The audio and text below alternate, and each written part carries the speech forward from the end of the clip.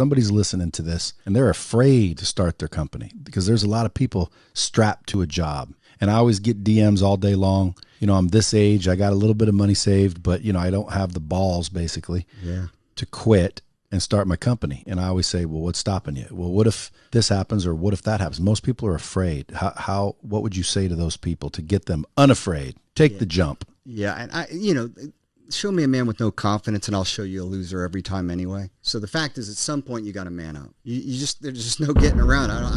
I get those same DMs and I can't grow them a set of nuts.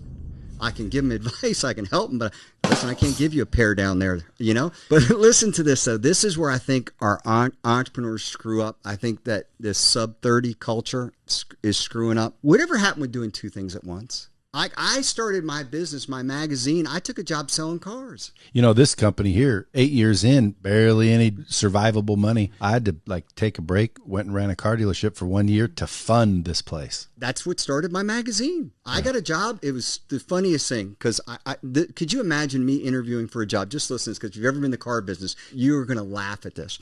So I go to get a job selling cars. I had never changed oil in my car. I know nothing about cars. I'm one of the most helpless people you've ever met. So I go into this meeting and I said, listen, I'd love to work and sell cars for you. And they're always looking for salespeople. I said, but I won't come in till 3 p.m. every day. Now I'll come in at 3 o'clock because my wife's a nurse and we're not going to put our kid in childcare. So I'll come in at 3 o'clock because that's when she gets home. And when I sell a car, I'd like to go home. And they laughing at me because I figured I'd sell a car every night. I'd be done home by 7 o'clock. But I said, I'll work every Saturday for you because I did my homework. And I talked to a really experienced car guy. He said, we sell all our cars after 3 o'clock and we sell them on Saturday. And I said, and by the way, I don't like going to meetings, so I'm not going to go to your meeting, but I'm happy to get a quick recap of it. They hired me, if you can imagine that. I can't imagine that. They did. No, it gets even better. Dude, they were some desperate son of No, bitches. wait, this is too funny. I asked them, I said, well, why did you hire me? They go, we either knew you were full of shit or we were all going to come work for you. They go, you gave off that vibe. It was going to go one way or the other.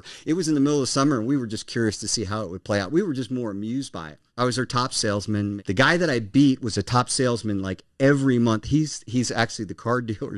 He actually manages a car dealership where I just bought my wife a car. So we still laugh at that. My direct manager came to work for me. His wife came to work for me. So in fact, a few of them ended up coming to work for me. So sold cars. So I did two things because I needed to make money. I mean, my business wasn't going to make money right away. And, there's 168 hours a week. And I tell you this, if you can't work a job and start a business, you probably were going to fail anyway.